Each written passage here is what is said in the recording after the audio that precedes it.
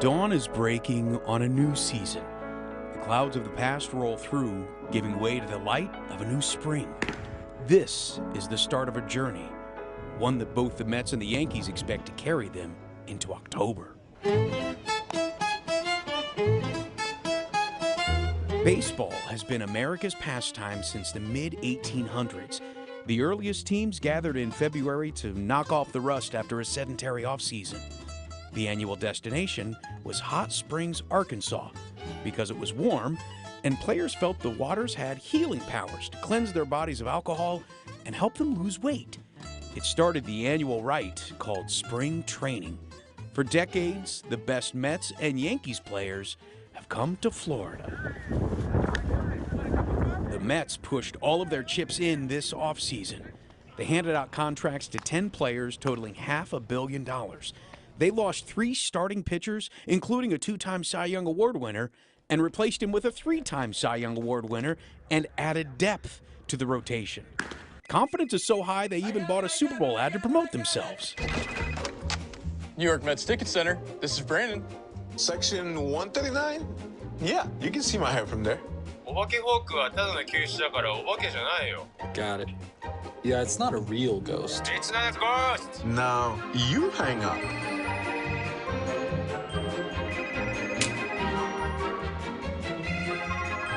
Your tickets are confirmed. Yes, they're closer. Buck Showalter has made his mark every stop in his career. Last season, he won his 4th Manager of the Year award. The only thing left for his mantle is a World Series trophy. The journey to that goal begins in Port St. Lucie. Buck, thanks for the time here today. First off, it's spring training. You always seem the happiest during spring training. Why is that? Happy all the time. You Come are, on, but no. it's like you're at a different level at spring training. No, it's just hope springs eternal. It's a rebirth of baseball. Everybody's so upbeat. You kind of feed off the energy of the fans and the what ifs and the players. You know, there's no cuts to be made. There's just a pure essence of the game. What I love is seeing you interact with the players in a very hands-on level. What is it about this type of environment that you appreciate about that? Well, first of all, I like players. You know, one of my prerequisites for coaches and whatever, you know, don't be afraid to like players. Really, I mean, come on. It's a good attribute. You know, don't tell me what everybody can't do. Tell me what they can do and how we can make them better. I mean, they're all somebody's son. Make their path a little easier and find something to like. I mean, these are the best players in the world. They've been passed through a fine-tooth comb to even get in a major league camp. I enjoy them. I missed them. You know, and people ask about what you miss when you're not in a game. You miss being around a team, being around people, and, you know, trying to impact their lives a little bit and keep them from making the same mistakes that I did. You know, I go, hey, I did that, and it didn't work out good. Here's why. I think they see the pureness of a heart and no agenda. I want you to be better, and I want us to do well, and I want our fans to be happy, and everybody be proud to be a Met. I think everybody believes that there's a sense of optimism for every spring. This year also comes with higher expectations. Do you look at that as a challenge or a welcome expectation? Hey, I've been on teams that everybody's predicting to lose 100 games, and we were thinking best case scenario, we're going to win it all. We're going to shock the world. I mean, you do that at this level. I don't think the expectation can be any more than we already put on ourselves. I really don't. I think these guys had that regardless of the way someone may perceive it, but you can't hide it. I mean, all your strengths and weaknesses will show up in a season. Play too many games. You are who you are. How do you feel that Steve Cohen has put you in a position to give you a roster that continues to evolve? Well, you know, we lost a lot of people. You know, we lost a lot of very important people, our bullpen, and, you know, we had to replace them. They'd expect us not to do anything when you lost a Jake DeGrom and a Taijuan Walker and a Chris Bassett and a Lugo and a May, and I can keep on going down the line. We lost a lot of people. Our goal is to start replacing them from within our organization. We're getting close to being able to do that. Do you like that there's a target on the Mets? Is there? Target? You know, if we hadn't done a couple things, everybody would be talking about all the stuff that Philadelphia did. Somebody would be talking about all the stuff, I mean, you know, every paragraph starts with about somebody's payroll or their salary. I don't pay any attention to that stuff. It's about players and people between the lines. You know, we didn't sneak up on anybody last year. If they find us somebody they want to beat, well, you know, bring it on. Spring training is about taking steps in the right direction. How do you balance, you know, giving a little extra gas and making sure you keep your foot off the pedal too much? Oh, well, that's always, you know, there's really about 4 times you manage your approach is different. Spring training is one time, regular season another time. September baseball is a different time, and the playoffs are a different time. All four of them require a little different approach. I think knowing when to push and when to back off. More is not always better. Sometimes you got to let it happen naturally. Sometimes you can want something too much and you push too quickly. So timing's everything, and everybody's different. I and the coaching staff are here to serve the players' needs. There's certain absolutes that we're not going to stray from, but for the most part, we tailor a lot of things towards the players we have. Are there 2 or 3 points that you definitely want to address in this spring? Without a doubt. We call them points of emphasis. They are, yeah, points. Just trying to be proactive instead of reactive. It's like you're down here rehearsing for a Broadway play. You're rehearsing your lines, you're rehearsing all the things that are going to come your way, the what ifs. If somebody gets hurt, where are we going? Because the season doesn't stop. They don't wait for you to catch up. It's a pretty heartless, ruthless place. They don't want to hear about your problems, and they're glad you got them. Final question then, what would be your message to the fans as you're getting ready for the season to begin? Oh, it's on. It's on, okay? I texted a couple of friends this morning, as I was leaving the house about 5:15, 5:30 on, whatever it was. I said, it's on. And unfortunately, because they're my friends, they were up too. But, our guys, there's a quiet murmur, excitement. They've missed each other. They've enjoyed being around each other again. It's a good group, and we've added some people that should be able to fit. We want to have a team that our fans can trust, that they're going to do certain things that they can be proud of. I will see you. No team in baseball spent more than the Mets, and one man is staying thanks in part to a $162 million contract. This new deal, does it come with a bigger responsibility as well?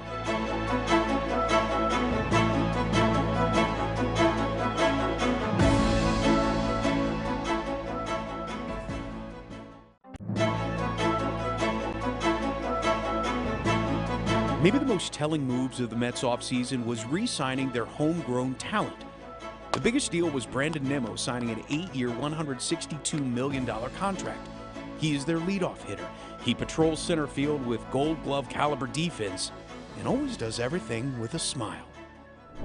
Let's just talk about the joys of spring. Yeah. What is it about spring? Seeing the guys once again, interacting with the fans, which you interact with them maybe more than any player out there. What is it about this that you get so much joy from? So I think, first of all, there's a newness to the season, right? So just like people set new goals for a new year, for a new season, it feels like a new year to us, and everybody is very optimistic, and everybody has a chance at winning the championship at this point. That makes it very exciting to come back. And then developing the new relationships. Do we have the right pieces in order to accomplish the goal that we're looking for? Obviously, our goal has been very public, that we're trying to win a World Series. And that's from the ground up, right down to our owner is conveying that. We're very optimistic around here, and we're eager to develop those relationships so that we can push each other forward to win that championship. And then as far as the fans go,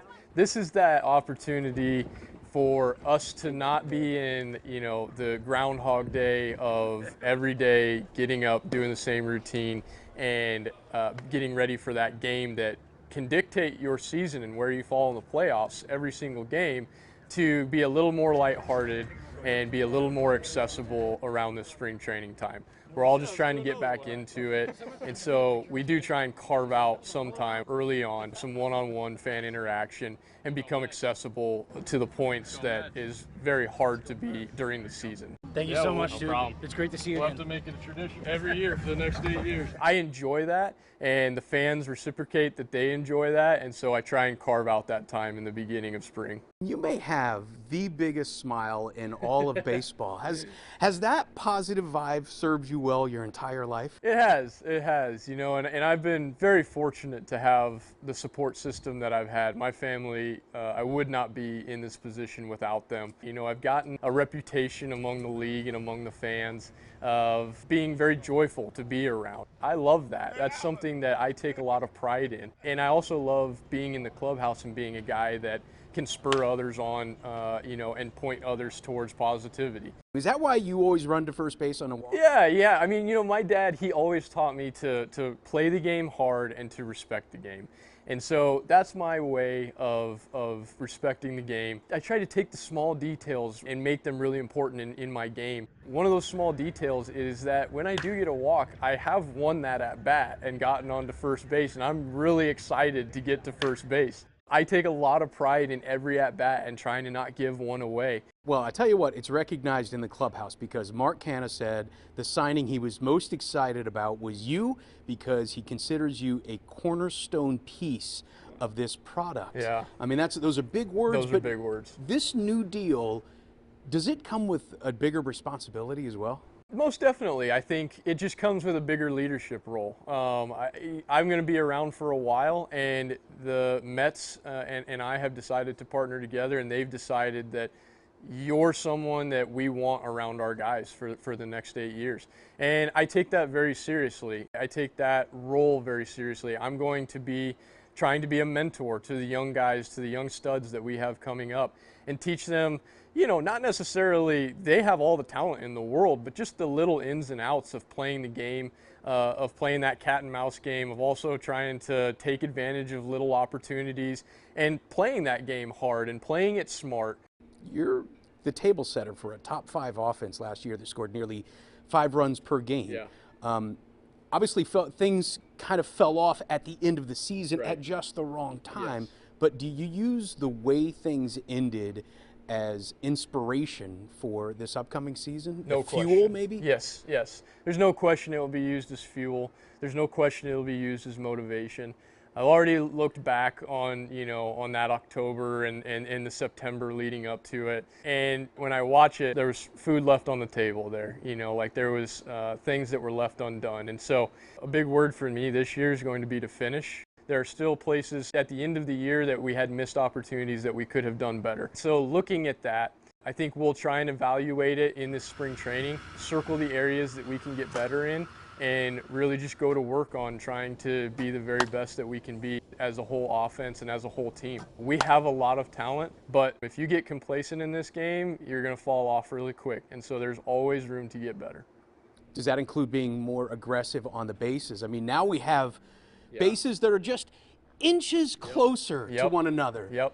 Is that a big difference? It is a big difference because you'd be surprised by the amount of safe and out calls that are made within, you know, the 1 to 3 inch margin. It is going to play into how aggressive guys are on the bases now. With this long offense that we might have, you're trying to also take into account, well, you know, you don't want to get thrown out and then have Pete hit a home run and, you know, it could have been a 2-run home run rather than just a solo shot.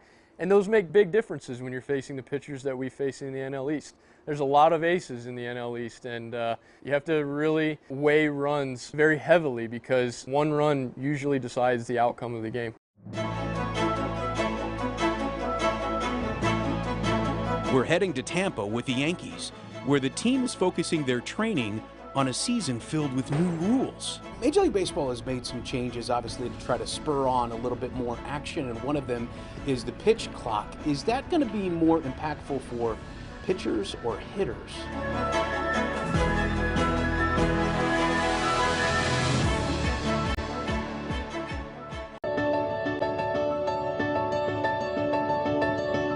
The Yankees are reloaded and ready to defend their division title. The team looks almost identical to last season, and their biggest move was retaining a once-in-a-generation talent. Aaron Judge broke the AL home run record and then broke the bank, signing a 9-year, $360 million deal. He's not only the face of the franchise, but becoming the face of baseball. Aaron, what do you pride yourself most on as a teammate? Being there for everybody. I think that's the most important thing, especially when we're playing 162 games and, you know, the daily grind that we deal with, you know, the grind we deal with on the field, the stuff that people deal with away from the field, just like every other person in this world. You know, I think, you know, for me, it's just about being an accountable teammate that, you know, I'm there for you on the good days, I'm there for you on the bad days, and that's really what I want to get remembered for, is being somebody that they could come to if it's a problem they got on the field, a problem they got off the field. You know, I'm there to, you know, be there to support you and, you know, help you through it. You talked last year about the silence after a team loses in October, and I was wondering what you took away from last year when you lost and what you took away in terms of what you can improve on this year to make sure that doesn't happen again. That silence in that clubhouse after a loss is, you know, probably the worst feeling. a ball player can have. You know, you don't know what to say, you don't know what to do. You know, all of a sudden you're going from every day preparing for this game, and these are the most important games of your life, to, you know, now it's you're done and the off season begins. So, you know, from that moment, try to reflect on the game. What could I have improved on? What should I have done in this situation? If this would have happened, how could this have changed the outcome? But then it's straight to work, you know, and you know, there's some holes that, you know, I had in my game last year that need to be fixed, and hopefully, you know, through this past off season, through spring training, we'll kind of tighten those up and, you know, help put this team in a better position going forward.